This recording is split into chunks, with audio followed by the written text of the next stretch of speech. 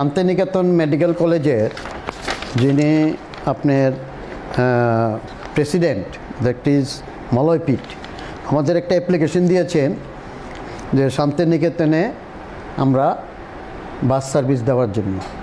সেই ব্যাপারটা নিয়ে আমাদের এমডি এবং অন্যান্য অফিসারদের সঙ্গে আমরা আলাপ করেছি। ইতিমধ্যে আমরা শান্তিনিকেতন মেডিকেল কলেজের আমাদের রাজ্যের জনপ্রিয় মুখ্যমন্ত্রী মানিক সাহা ওনার সহায়তায় এই রাজ্যের রোগীদের স্বাস্থ্য পরিষেবার ক্ষেত্রে উনি বিভিন্নভাবে পদক্ষেপ গ্রহণ করছেন আপনারা জানেন। এবং এই রাজ্যের যারা দুস্থ মানুষ মেডিকেল পরিষেবা পেতে খুব কষ্ট হয়, সেখানে 10 টাকার বিনিময়ে তারা যে ব্যবস্থা নিয়েছে তার জন্য প্রথমে রাজ্যের মুখ্যমন্ত্রীকে আমি ধন্যবাদ জানাই এবং কৃতজ্ঞতা প্রকাশ করছি। তাছাড়া আমরা পরিবহন নিগমের বাস পার্মানেন্টলি দেওয়ার ক্ষেত্রে আমরা 15 দিনের একটা ট্রায়াল দেব। এটা গতকালকে থেকে শুরু হয়েছে, আরে গত পরশু থেকে শুরু হয়েছে, কালকে বন্ধ গিয়েছিল, আজকেও যাবে।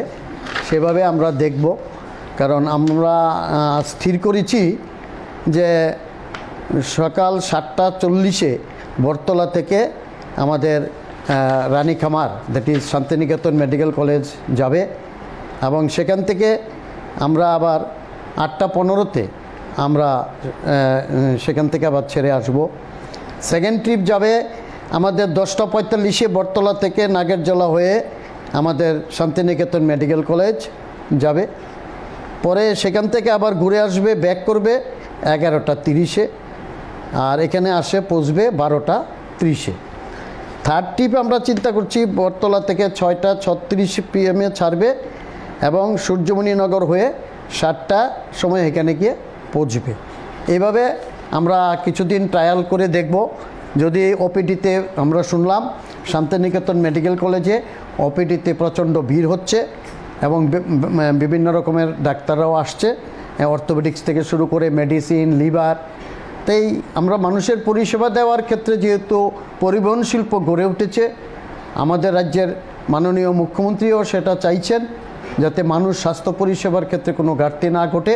তো সেটাকে সামনে রেখে আমরা এই ট্রায়াল করে আগামী দিনে যদি দেখি সেখানে ভালো পরিমাণে আমাদের যাত্রীরা যাতায়াত করে, তাহলে পার্মানেন্টলি আমরা শান্তিনিকেতন মেডিকেল কলেজে আগরতলা থেকে আমরা বাস পরিষেবা দেব।